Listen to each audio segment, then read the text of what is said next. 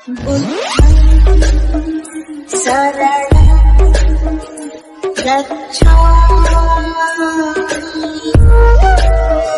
उसका नाम है नरेंद्र मोदी।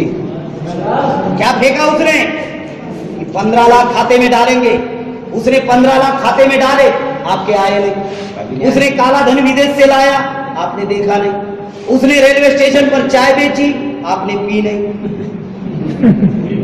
कहता है मैं चौकीदार हूं, कहता है मैं देश का चौकीदार हूं। चौकीदार सो गया, विजय माल्या 9,000 लेके भागे।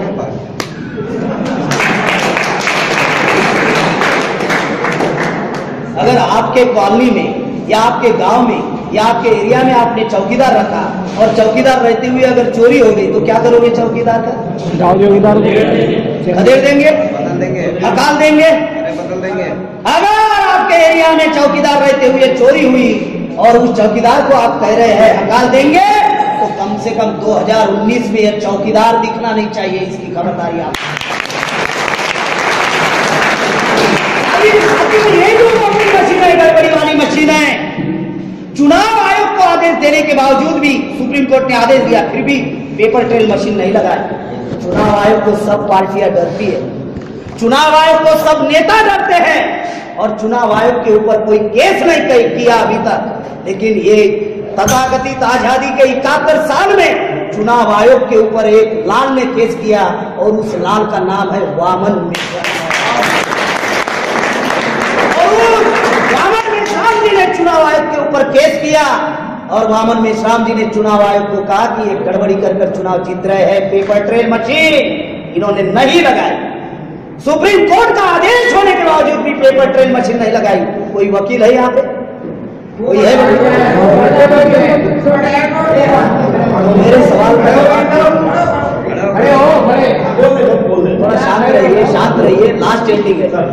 आप वकील साहब, कोर्ट की अवमानना जब होती है, कंटेम्प्ट ऑफ कोर्ट, कितने महीने की सजा होती है? 6 महीने कम से कम 6 महीना। मैं वकील नहीं हूं, लेकिन मैं जनता का वकील हूँ, वामसेक का प्रोडक्ट हूँ, तो हर चीज जाननी पड़ती है।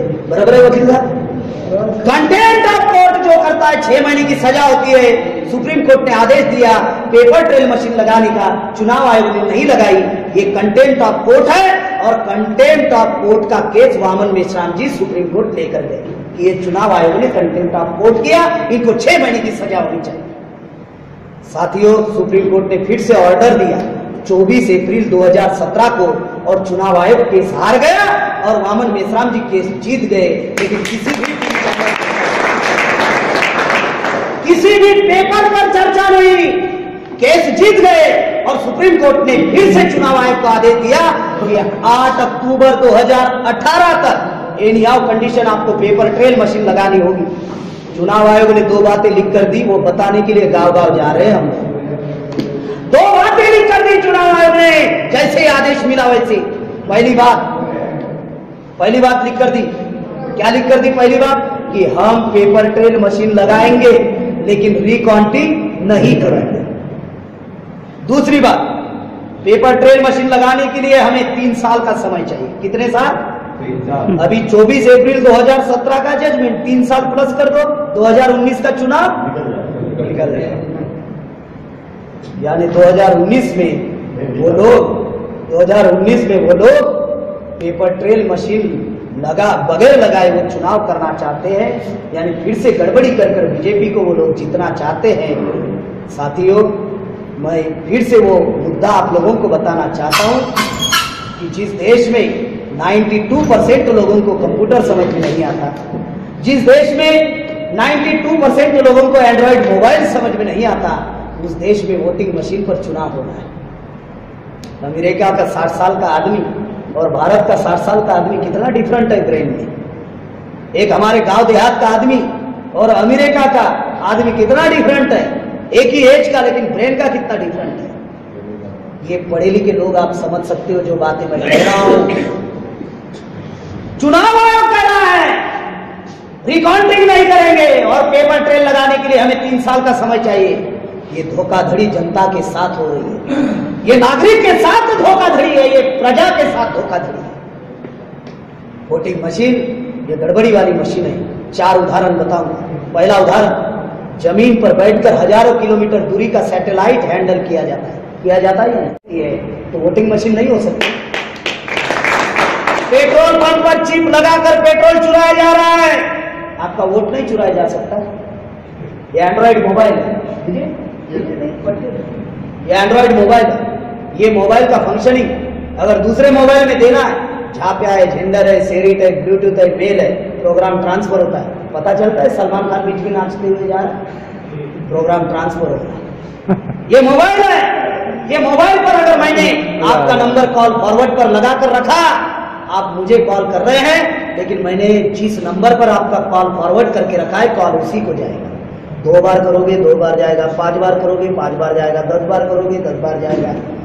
अगर कॉल फॉरवर्ड हो सकता है, वोट फॉरवर्ड नहीं हो सकता।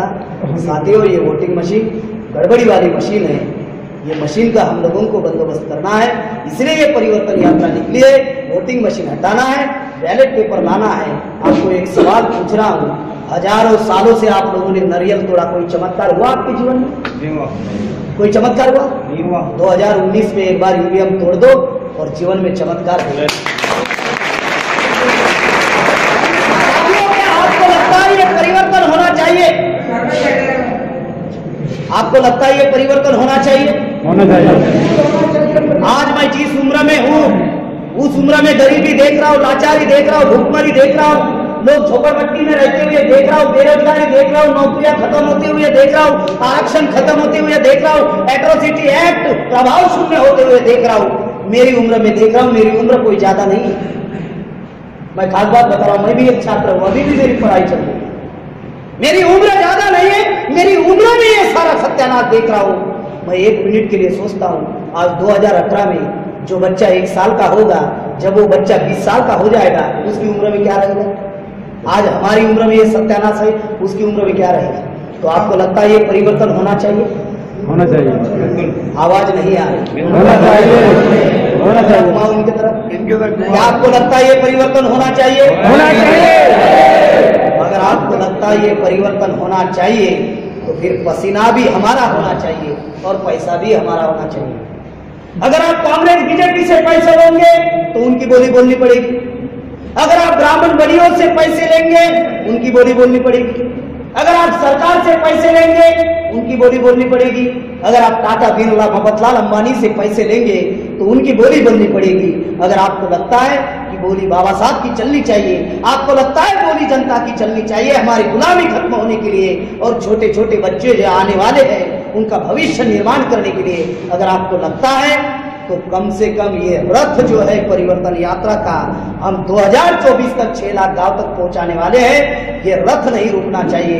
जिन जिन लोगों को लगता है और जिन्होंने मेरी बात को सुना है और जिनको लगता है ये परिवर्तन होना चाहिए, वो अपने पसीने का, कमाई का 50, 100, 200, 500, 1000 जितना भी आप इस परिवर्तन यात्रा को देना चाहते हैं, वो स्टेज पर लाकर मेरे पास देंगे, ऐसी आशा करता हूं। आपने मेरी बात ध्यान से सुनी, इसलिए सबका आभार, धन्यवाद। जय हिंद, जय हिंद।